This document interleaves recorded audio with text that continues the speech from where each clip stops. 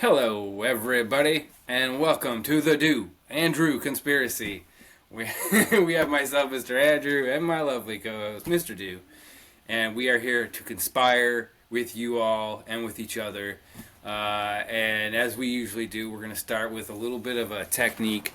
We're going to breathe through it, but this is really about sensing into the body. I think it's a good practice just to get into the body. Breath work is a part of that too, getting into the breath, bringing more consciousness to this beautiful device that we get to move around the world in. And so this is something I've learned from a guy named Mike Chang. He does like a 60-minute flow practice that includes, some different kind of like qigong type movements, and then some body weight exercises and some breath work and stretching at the end. So that's something I do occasionally, and it's a good way to keep the body moving. But we're going to do just one little tiny piece of that, and it's literally called body taps. And you can start, if you want to do the whole thing, you can full body start on your toes and work up your legs. But I'm sitting, so I'm probably just going to do torso and up. But yeah, it's just like get in the hands and get comfy, get wiggles out, whatever, and then just start. I'm going to start on my torso, my tummy, and just start tapping. I'll lift my arm, kind of go underneath. And as you're doing this, you can kind of sense in the body, maybe a part's kind of sore or a little tight that you didn't have the day before. I would go up and down both arms. And then the other side, shoulders. Can they keep pressing two at the same time? But yeah, of course. The neck is a good one I like. The top of the head. And even the face. Kind of just all around. Really just kind of sensing what's going on.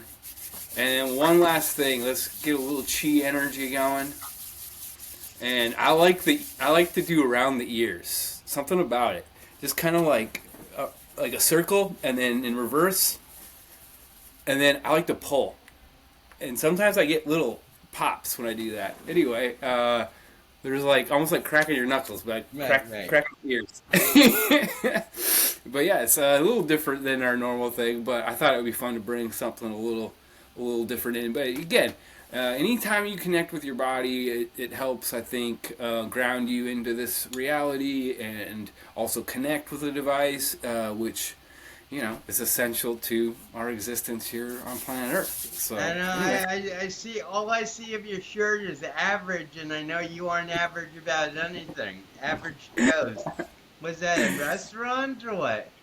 No, it was so Average Joe's is from the movie Dodgeball, and the Average Joes are like the underdog, and then you have Globo Jim, which is like the jerky, Right, like right. Goliath types, and so Average Joe's is more like the David, Oh, but he okay. also takes down the giant. So yeah, Right, absolutely. right. Absolutely not average.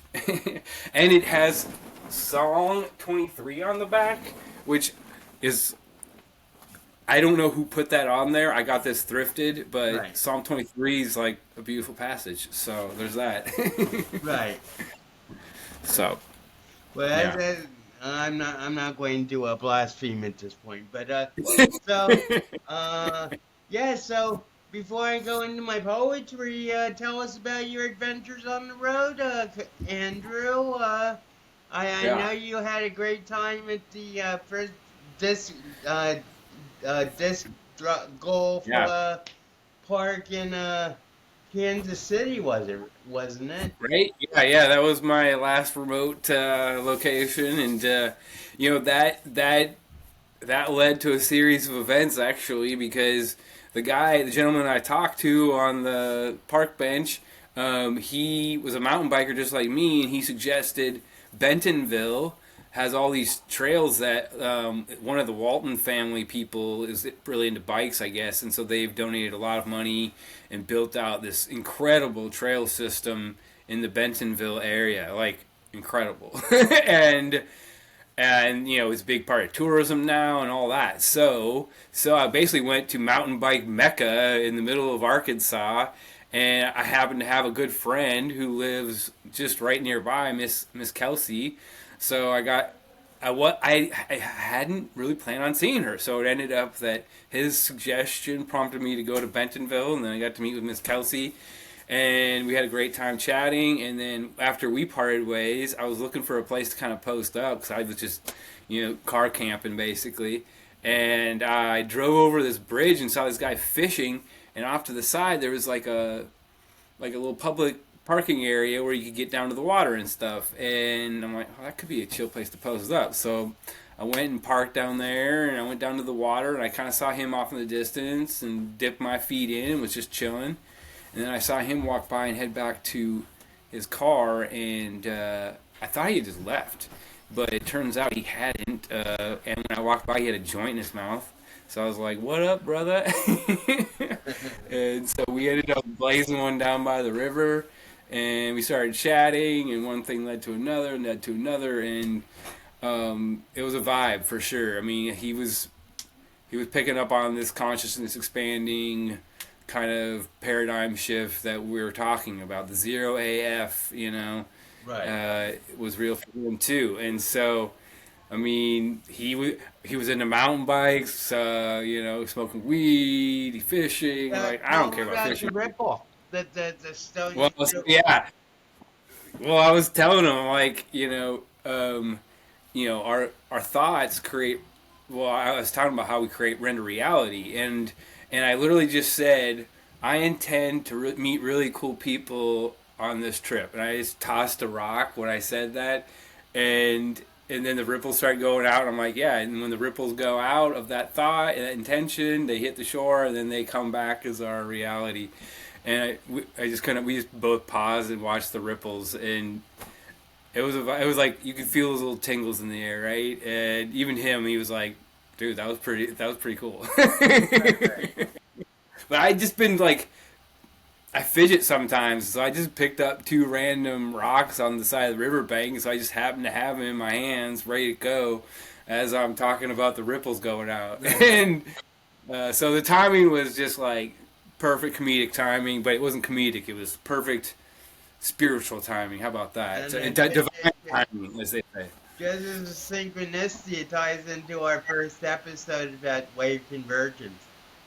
Yeah, absolutely. And so, my outer reality, the people I'm meeting, the people that are coming in are in match to or in resonance with the vibration that I'm emitting. And so far that has yielded uh, really beautiful encounters and synchronistic, path. And I love that stuff. That's my fave. That's part of why I road trip is just to have complete flexibility over how I get where I'm going, and it That's usually works out really. that's so beautiful, and that's something that I'm dealing with is my I basically had agoraphobia, which is a fear of leaving your home base, for basically 8 years. After the judge died, and I went down to Oklahoma City in 2014 for his funeral.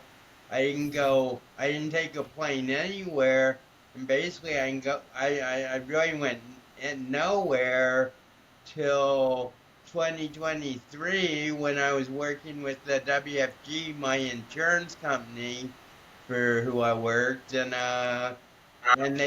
my team had a private retreat to Lake. Was it Lake Reno? Not uh, Lake. What what's the big lake?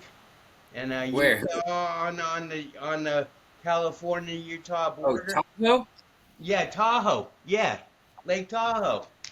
So anyway, I not only did I get out of Hackensack, but also I took a plane to San Francisco, trusting that my mentor and boss was going to pick me up in San Francisco and everything. And the trip went beautifully, and I had a great time. And then, consequently, I went to two conventions in Las Vegas and everything. So I have broken out of my agoraphobia, but I'm still waiting to start traveling again. But that was like an essential part of my life before Dartmouth. I traveled a lot.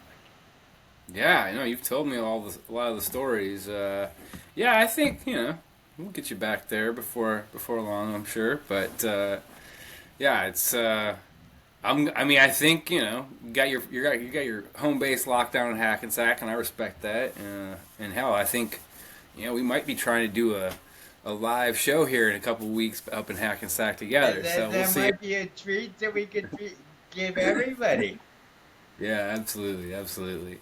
Yeah, I want to. We'll see. I think it'll happen though. The northeast jaunt of this road trip feels appropriate. So.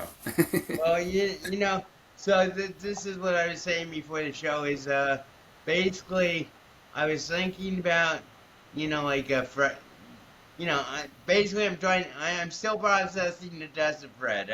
That's pretty obvious, and everybody can see it and everything. But one thing, the revelation I had about it today is the death of Fred freed me from the need that I've always had to control, to have absolute control, because I felt that, and that means without that sense of the need for control, that like totally undermines and blasts and brings down the structure of my God delusion, because the whole basis of my God delusion was the desire to maintain control over everything for so long. Yeah. Well, it almost sounds liberating, right? It Like you had this is. tremendous, like responsibility or weight. You were carrying the weight of the world on your shoulders, literally, is what it sounds like, or figuratively, I guess in this case. But yeah, yeah, and I mean, I know that we use that word God, and so I mean, we are fractals of God, but you're not God incarnate, and you're not responsible for everything that happens in the world. And Well, that's why I brought up in the last couple of shows is the idea of the man at the center. I mean, God, the idea of God is basically the ultimate leader. And what I learned is not only that everybody is a fractal of God and everything, not only every person, but everything that is made of atoms, which has is everything in the omniverse, but basically every atom has like a God source within it. I mean a God consciousness within it. And mm-hmm. therefore, when you know, my feeling is that everybody is God, and even though I might have been the first one to have like gone through the trench warfare to defend the idea, that doesn't mean it's not valid for everybody else. Which not only brings up my equation, Jesus equals God squared equals Dale cubed, but it also reinforces my revelation when I at Dartmouth when they first took me away that God just wants to be one of the guys. Oh yeah. Maybe he does. Yeah. I Yeah. don't know. I'm having second thoughts about that right now, to tell you the truth, Andrew. Maybe, I tried to be one of the guys for 50 years, and I'm not sure that it really was successful, but that's because I was being exposed to old Dale presences constantly. People Mm, who use love, who use. I mean, I'm not bitter about this. This is just something that I'm coming to terms with now. But sure. basically, everybody who loved me, basically, until Rose, and actually Rose is the only one who I feel is actually capable of truly loving me. But everybody who loved me had an agenda that was based upon using me somehow to further their material goals in life. And Mm, and basically leaving me in Hackensack, Siberia, to just like exist in be in solitary. So, you know, and but that's what the old past is, and that's the past that's dead. That's the past that died with Fred, and therefore, I'm really like open now to depart.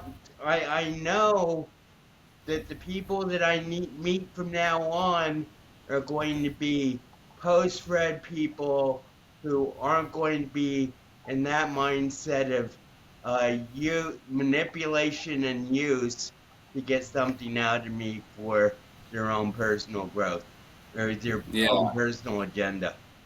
Well, I mean, part of that is a projection, right? You Absolutely. put that out there and then you receive it back, and so now we've shifted to putting out a different vibration, one like you said that expects mutual respect and a mutual exchange and something that's a lot more that feels a lot more balanced. And I think that's what you'll experience. Yeah, I mean that's how this works anyway. So, and I mean, we've been sharing stories of how we have been experiencing it, right? I mean, I gave you some highlights, but even just like the average encounters have been overwhelmingly positive from literally every human I've encountered. Right. Even the one where the guy was hassling me for taking a nap in my car, the park ranger, right? He didn't stick around. He just told me to, be put my dog on a leash, right? Basically, and I was like, Right, right. respect. Yeah, absolutely, got you. Well, So, we were talking about being in the world and of the world, and I basically had a practical demonstration of that. I have my park across the street that I go to, and just sit down and maybe smoke a joint. But usually I do. But I do it discreetly, and I sit back from the walking trip, from the promenade where everybody walks. So anyway, what I figured out watching people, I mean, like for some reason on Saturday, I think, or someday, there were like a lot of people in the park. Maybe it was last Sunday, but anyway, there were a lot of people in the park, and of them, seven basically walked by without acknowledging me, and three of them like basically like smiled or said hello, and I'd say beautiful day, whatever, so but to me that was like symbolic of being in the world but not of the world. And the seven people who didn't acknowledge me were of the world, but the three who did were in the world, meaning they could see me and appreciate my life. yeah. Well, there you go. I mean, that you can feel the resonant frequency, basically, of someone who is more connected versus someone who isn't, and yeah, that's really cool. I think that's dope, and um, yeah, I have a similar sensation too. Usually, I can tell it's not 100%, but it's pretty reliable most of the time. Well, actually, I was so surprised that so many people like just walk by. Usually, I get like pretty good response. I mean, sometimes I have my t-shirt off and I'm just like topless. Like the girls sort of like walk by looking the other way and everything. But usually, I get a good response. But that day, well, whatever day it was, it was like only 3 out of 10 like really acknowledged me. So. But it's a so that's that brings us to poetry time, I think. Okay. I'm and I'm going to reread because I feel that I've haven't been doing justice to my poetry, because I've been like looking down and mumbling and nobody can hear the words, and so basically, and Andrew also said I need to put more emotion into it. So I'm going to try to just like read this and improvise and see if it goes. But It's called "Wake Me When September Ends," which is a Green Day song, and it was written actually on the last day of September, on the first day of October, and it goes like this. And border sees a whirlpool thoughts coalescing as artificial non-Tesla light brightens the outlook for Gaia, still stuck on Earth, causing a lot of mirth Hmm. among both higher divine guides and soon to be lost slave masters alike. Though living in the holiest city on THC is ideal, if you dare to care, to bear the vanishing pain of index, of disgust, frustration, and rage, all who have survived the AD age, and arrived where warlord is deposed and disposed from the screen of this board. Commander in control has taken decisive action, unleashing full omniverse hydrogen kaleidoscopic balls of love, expanding with thermoneutronic rainbows. I love it. Well, Good well, well, job. was that Much better, better. Andrew? Much better. Yes, absolutely. Did it No, I make felt something there. I felt something there. It was good. It was good. We're making progress. good, good. Yeah, I really have to. I mean, I know, I have to work on my delivery of my poetry. That's one of my next projects. Beautiful. Because one of my long, one of my midterm due deals is to have 6 sold out nights of poetry reading at Madison Square Garden by July 6th, 2026. Okay, it's gonna be a big year. We're gonna be bigger than Rogan, and you're gonna be performing in Madison Square Garden. I Right, like it. right. Let's do it. Sounds dope.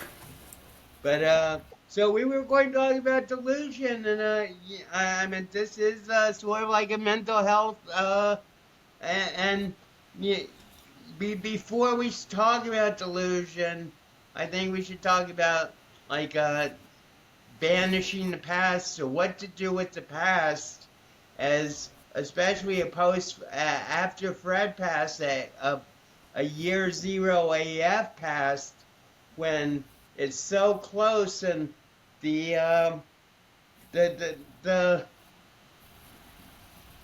so we buried the body of the past, but we've also been planting the seeds of the future, and uh, break and seeds is in everything else. Breakdown precedes breakthrough.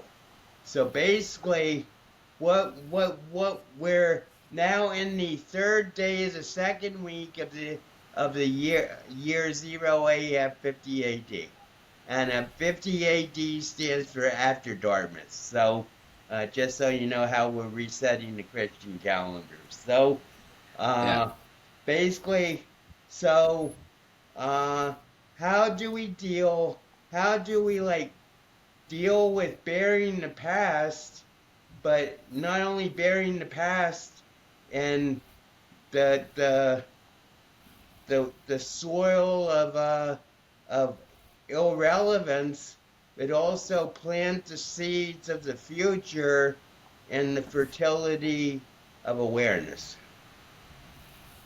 Yes. I like it. I like it. Well, I was just listening to some Christ consciousness today, and he was talking about making the soil of your consciousness fertile ground, basically, right? And there's lots of ways to do that, but one of the ways that you do that, I think, is breath work or meditation or just connection with nature or connection with people, just like being present in this experience. That's what I would say. And your ability to be present is a superpower. I mean, that's my Right. opinion, because it that's your connection to this experience. If you're worrying about something else or thinking about your grocery list or whatever, right? Like, that's not it. I mean, it might be necessary to do once in a while, but like, that's not when you're truly like creating and manifesting like the good shit. So yeah, I think there's something there. I believe tending to the garden of consciousness is like part of our practice, I guess, you know? Well, the secret to it is finding the correct seeds of faith to plant in the first place. Yeah. Yeah. Yep. Yeah, well, there's another analogy there too. Like he talks about just feeling the vibration of the seed and oh, this is a good seed. This is going to yield something good, right? Versus, so being a little selective, having some discernment about where you're putting your attention and what you're focusing your energy on. I think Well, because I'm talking in generalities, but let's get some specifics. sure, You sure. have a lot of experience with seeds and growing things. So why don't you enlighten us a little bit about what you found about like growing and the process of not only planting and watering and waiting, but also the process of having the patience to make sure that everything reaches full harvest time. Yeah, yeah. So I cultivate cannabis. I did it professionally for a few years, and I was a gardener like pretty much my whole life. My mom had a garden growing up, and I always liked participating in that process. So yeah, growing and gardening and planting seeds has been a part of me pretty much my whole life. And yeah, more recently, it is interesting because um, you can go as far as you want. I mean, some people even take like the seeds and like will put them in their mouth and impart some essence of their microbial life into them. I mean, you can connect with it sort of as deeply as you like, but for me, it was just like, like this potential, and I mean, it's referred to in the Bible and in like other texts too about how like one small seed produces like this big plant, and The that's mustard true, right?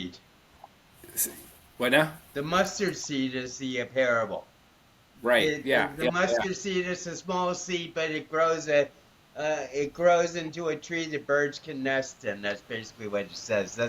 It says that actually that might be about the kingdom of heaven, but basically it's either faith or the kingdom of heaven. But basically, faith leads to the kingdom of heaven. Yeah, I think it was faith, but yeah, that's the point. Is you have faith that the seed will do what it's going to do, and you nurture it and water it, and if you've tended the garden, if you've tended the soil of your awareness, it will grow, and if you've tended the soil of your pot, your 30-gallon pot, as I was using, you're gonna get a big old cannabis plant. And I did. I have several times. I've grown some of the biggest indoor plants probably anyone ever has, Right. indoor specifically, and not always for better. There is actually like a tipping point where a plant becomes a little bit unmanageable, but that's another story.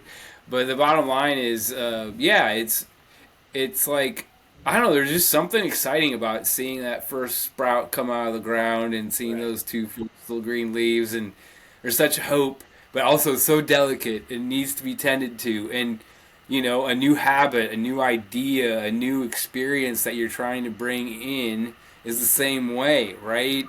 If you decide, I don't know, whatever it is, Right. I'm gonna meditate for 5 minutes in the morning, and you do it one day, and then the next day you get busy and get distracted, and all of a sudden that intention just kind of floats away. But if you can really tend to it, especially in those early days, that's how you can really see those bigger like results. And I think, you know, I don't know how this ties into delusion exactly, but to me, it's the idea of consciousness in itself. The sort of an, an image that we can all kind of relate to on some level. about how it sort of works. Well, one of the bases of our conspiracy is that with conscious cannabis use. So, and that begins with conscious cannabis growth, so far as I can tell, and, that's why, I feel like someone like you who's, like directly growing with love and a concern for the plant in his heart rather than just hold on, sorry. Yeah, take your time. Yeah, well, that's something that I brought into the practice probably 2 years ago. I was always kind of excited about it. So on some level, I was bringing a good energy to the grow, but then I finally put two and two together that that intention yields real results, and even if it doesn't, like placebo effect is real. So there's no downside to putting intention and attention into something you're doing. It's going to yield superior results pretty Right. much every time. And so, yeah, everything we do, we can bring that level of care to and see good things. Well, yeah, but the interesting thing is, you know, this is talking about the quantum unity or the quantum seal, but it's not only true for marijuana plants. I've always had like a black thumb for plants. I mean, I can't keep a plant alive for the sake of me, but I also understand that plants are organic beings who, and once again, atoms, and Yep. every atom, everything that is conceived and matter, and who knows not matter, is formed from atoms, and there, as you like to point out, every atom is 98% empty. Uh, you Yeah. know, so Yeah. that's another thing. So basically, uh, you know, taking it to a metaphysical level, that means that reality is basically 98% empty, and therefore delusions are ways to fill in that 98% in ways that other people haven't thought about. And this is what we were going to talk about, the new future, you know the future beyond Fred is one where the dream, everyone's dream, becomes absolute reality, which is the ultimate narcissistic fantasy. And I was thinking, one thing I was thinking about was my best friend, and I just feel that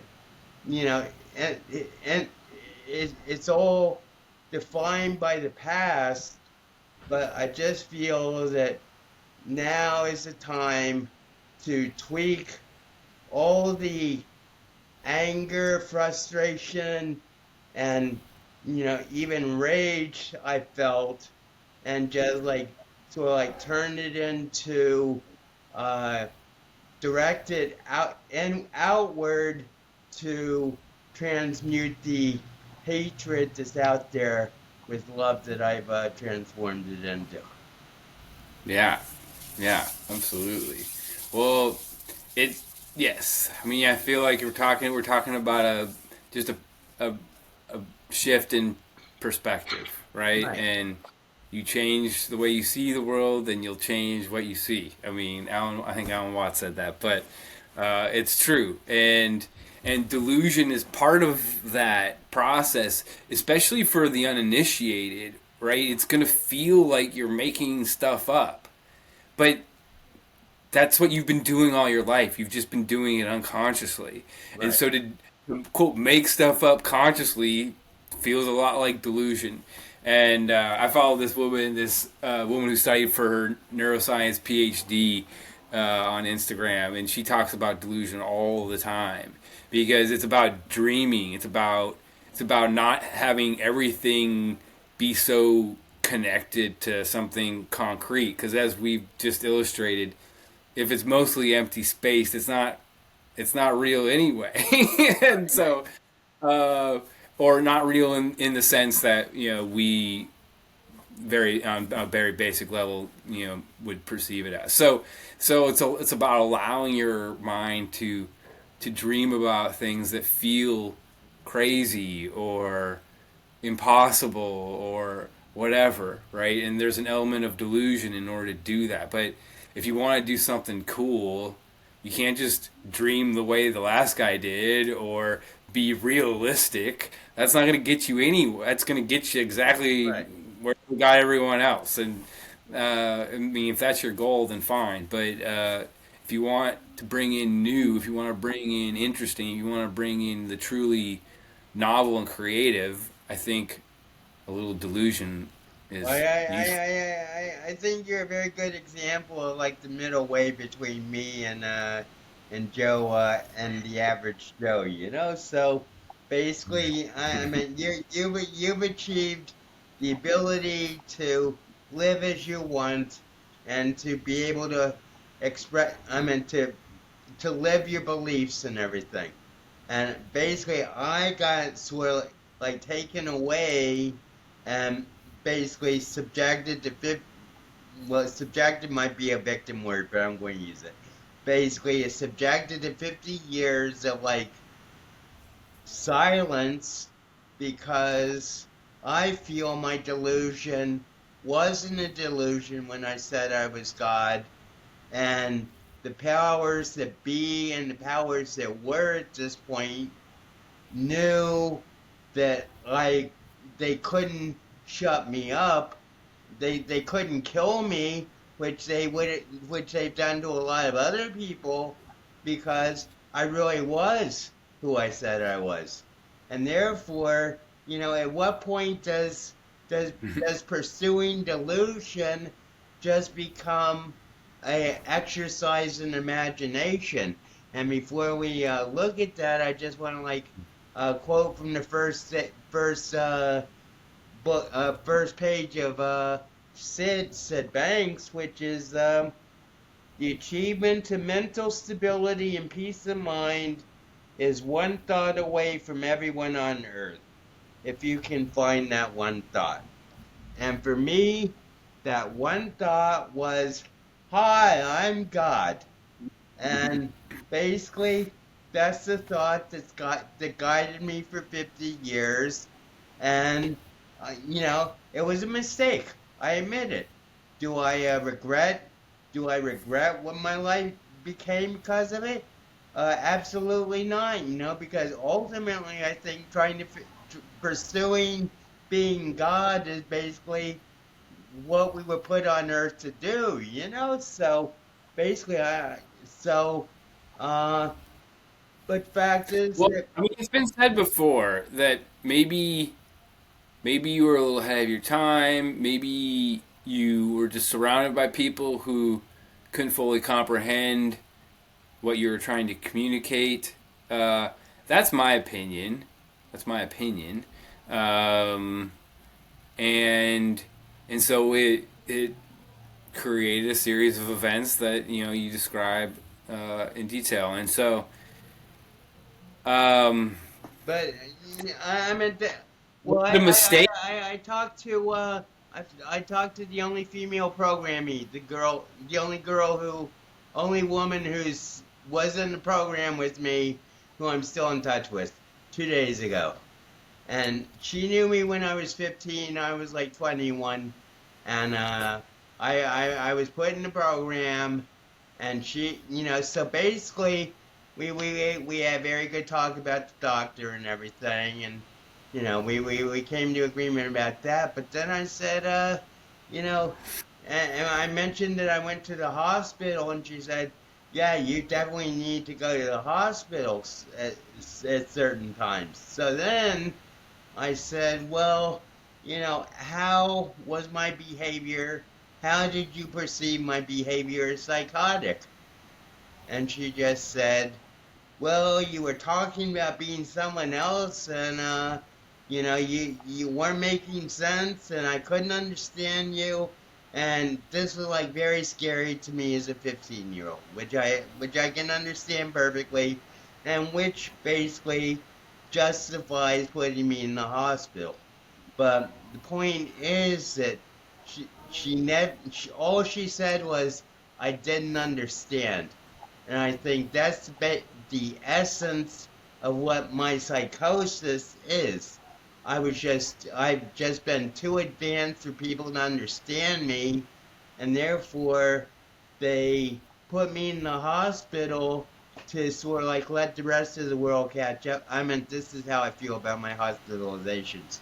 Basically, I was like put on absolute brakes, put on the brakes and let the world catch up with you, Dale, and then you can come out of the hospital. And that's why I say I was hospitalized 15 times and I got out 15 times, because once the world caught up with me, I was ready to go again. But uh, and my last hospitalization was 20 years ago, and now I'm ready to really keep. Who's that? Who's that character from the X-Men who? Uh, it's oh, the guy who can like run through walls. He's like a bad mutant. He can run Mm, through wall. Rhinoceros, I think he's called or something. But yeah, I know. anyway, but that's what I'm ready to do. I'm ready to run through walls and just like and my. I'll close this by saying the reason the nice guys finish last is because nice guys never finish. Right. Yeah, we've heard that once or twice. It's a good twist on it. I like it. I like it. Um, yeah, I think we just need to twist that all the way up on its head and say that's actually not the case. Well, maybe there's a differentiation between nice and kind. Well, Nice. we talked about this last time. Nice and fun have been like demonized and like dragged through the mud for way too long. I mean, I never liked being a nice guy, but I took it as a compliment. But nice guys are basically exploited guys. That's the perception. So Well, that's let's why. flip it. Kind men are that warrior poet you're talking Right, about, and so they will approach you with kindness and love. But if something else, if violence is necessary, they're ready to throw down, right? And therefore, don't mistake their kindness for weakness, because that's not the truth of it. And that's where I'm at, bro. Like, well, that's that, yeah, I'm gonna be. that's why I used to argue with Doc endlessly about I'm not a nice guy, and he'd say, "You mean don't expect you to be a nice guy?" I'd say, "No, I'm not a nice guy," and he's like, he could never get it through his head because he didn't realize the R&R not rest and relaxation, but revenge and retribution that was coming. Yeah, yeah. Well, I just think it's about feeling safe in your body and being knowing that you can respond if necessary is like part of that potentially. But Right, honestly, the world I'm experiencing is not requiring any R&R. It's requiring really just it's almost like I said, the lad. It's too easy. right, It's too good or something. That's the worst thing I can say about it. And but when I made eye contact with that guy with the joint in his mouth, like I mean, I instantly knew, and then it was just verified over and over and over and over again through our conversation that this the way reality renders is in alignment with what we're talking about. right, And and so if you don't like the experience you're having, then tell a different story about it, like right. literally. And it's been a process to do all that, but my like you said, the delusion has got me this far. My version of it, and yeah, maybe I have a little bit more of a grounding. What do we call it? Grounding principle or something. Well, grounding Um, that background too. yeah, yeah. And so that's made it easier for me to navigate from that perspective than it was for you. And of course, I did it in a different era too. So Right. there's quite a few variables there, but the essence is still the same. I think we're have much more in common than we don't, and we're here to try share that with the world. And the other thing is, delusion. At what point does delusion end and become just an exercise in imagination? And imagination is like a key to higher awareness and the consciousness that we're talking about. So, I mean, like people growing up, people always said I had a very good imagination. And Yeah. uh, See, if you're a kid, that was imagination. When you're fully grown, it's delusion. right. But it's the same fucking thing. Well, one difference is when you're a kid, you don't have to explain yourself, whereas as an adult, I've had to explain everything to everybody. Interesting. Or yeah, that's fair. I mean, they're gonna give a kid more leeway in how they perceive reality than maybe an adult because Right. they know better or whatever. Yeah. But I mean, that's part of the loss, right? Is giving up the mystery of life for what is realistic, what's practical, what's that realistic word is like a trigger for me now. It's like, well, that's not realistic. It's like, well, maybe not from your perspective, it's not, but from mine, it's wholly possible because I have said it is so. And you could do the same, but you gave up somewhere along the way. And I think that's what school is about. I mean, maybe that's my opinion, but I think school is about killing the imagination. Right. Well, when you say realistic, I'm sure I've said this before on the show, but I just think of that reel where it says, "Dear Mr. Pessimist, Optimist, and a Realist, while you were arguing about the glass of water, I drank it."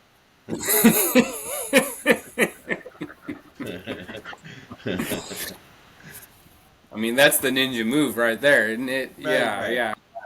Well, there is something to that, like this sense of like action and just putting things into practice instead of like theorizing or speculating or whatever. Just Right. do it. That's Nike, right? Just do it. Well, um, but I'm still like sort of like folk. Well, maybe Sid can help. Let's see what Sid has to say today. So, Sure. we're in the second page of consciousness chapter, and go. He ended with consciousness allows the recognition of form, form being the expression of thought. So then he goes, somewhere in the innermost recesses of our consciousness lie the answers for the questions for to the questions all mankind asks. As our consciousness descends, we lose our feelings of love and understanding and experience a world of emptiness, bewilderment, and despair. As our consciousness extends, we regain purity of thought and in turn regain our feelings of love and understanding. So I think that's a big enough page for one night. Okay. But Yeah. basically, talking about ascending and descending, how it's basically a result of your consciousness and how your consciousness translates that into thoughts, and of course, said things said everything is based, mind, consciousness, and thought, but everything is expressed in thought. So basically, you know, if that's the thing about delusion. If you can express something in words, then it can't be delusion because by your words you're making it real. Yeah. That's isn't that funny? Well, no, I mean, I can't even define delusion in a succinct way, because you're right. It doesn't. Once you really start to dig into it, it starts to lose what it is because maybe it does. Maybe it doesn't exist. Maybe it's not real. Maybe it's just a label that we've given to people who are able to dream in a more creative way than we are, than we can conceive of, and we being Right. past versions of ourselves. And so I don't know. I'm leaning into the dream because the dream is where we are. There's the inner dream and the outer dream. There's the dream when you're asleep, and then there's the dream when you're awake. But it's all a dream. Well, And so, the thing I've learned is that the dream is always manifesting, and and what was called delusion, what was the result of my delusion was not only a total relocation of self from New Hampshire to New York to New York City in the hospital, which was a holding station until basically the program was built. And it was like all a step by step process of construction that was going on simultaneously with my being maintained in whatever holding facility they wanted me to be in. yeah, And I have no regrets about that. But basically, Fred Nietzsche said all great builders must be great destroyers. And basically, what I feel I did, I I actually what okay, so this is sort of like a tangential, but I another girl contacted me on social media. So basically, I told her that I've been sentenced to 25 years to life in Hackensack for the brutal murder of reality in 1985. yeah. So, you know, That's it. so what she came back with? What?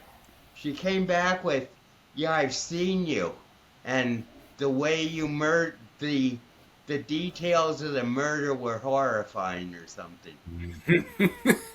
Okay. This is some rando. What? This is a Yeah. random person. This is like some rando, but yeah, Okay. but so I wrote back to her. I said, "Unless you were born in 1969, you can't. You're unqualified to talk about 1975. And if you did see something like that, then it's all authoritarian propaganda that they've made about me." So Yeah, maybe. Well, maybe she's just a really interesting person who can tap into your, right, and well, that's the other thing. Maybe she is.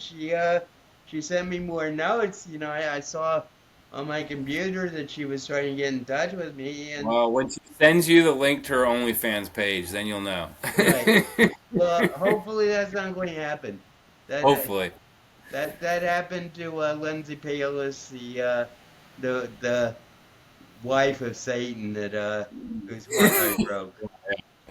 Yeah, I got one the other day too.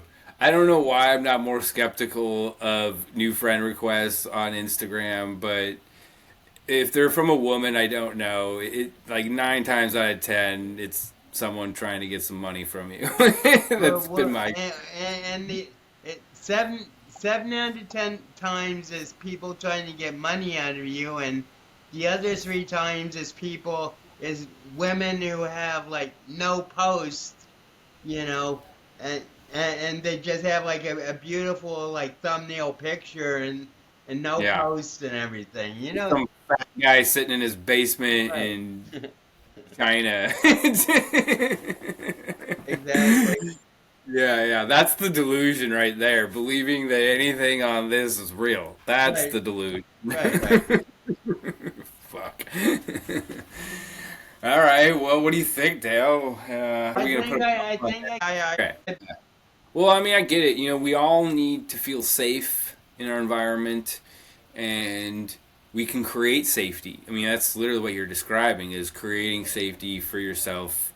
And I think that's a beautiful thing. I think a lot of people search for safety outside of themselves or whatever. And if you can create it within yourself, and it's a belief structure, and it will be true, you will be safe. And so then being able to gently expand maybe that field of where you're safe is maybe the next step. But I like it. I think it's a Well, good thing. the real thing is coming to terms with the resentment and the anger that's been lurking for so long, basically feeling abandoned and Hackensack, and finally, the the thought I came to is, you are what you think. If you think you're a prisoner, you're a prisoner. But also, if you think you're a king, then you think you live in a palace. So basically, for the first at least 45 years in Hackensack, I felt I was in a prison. But now I just like enjoy my throne. I got my new living room set. I got my palace. I got my building and I got my palace, and I'm happy, and then that's what my thinking is now. And as a king celebrating his palatial estate, then I'm in a much better mood, and and miracles are coming right and left, and I'm just expecting them to keep flowing more and more. Beautiful. I love it. So, that's our hour for the day. And Andrew, as ever, thanks very much. I loved your stories, and thanks for your input and your thoughts. And I don't know why I'm always giving the thanks, but uh, you know, uh, we're a team, and it's a pleasure to be your co-host. And I hope people enjoy this. And if you do, subscribe and leave a comment, and also recommend us to your friends, because we are the frequency of truth.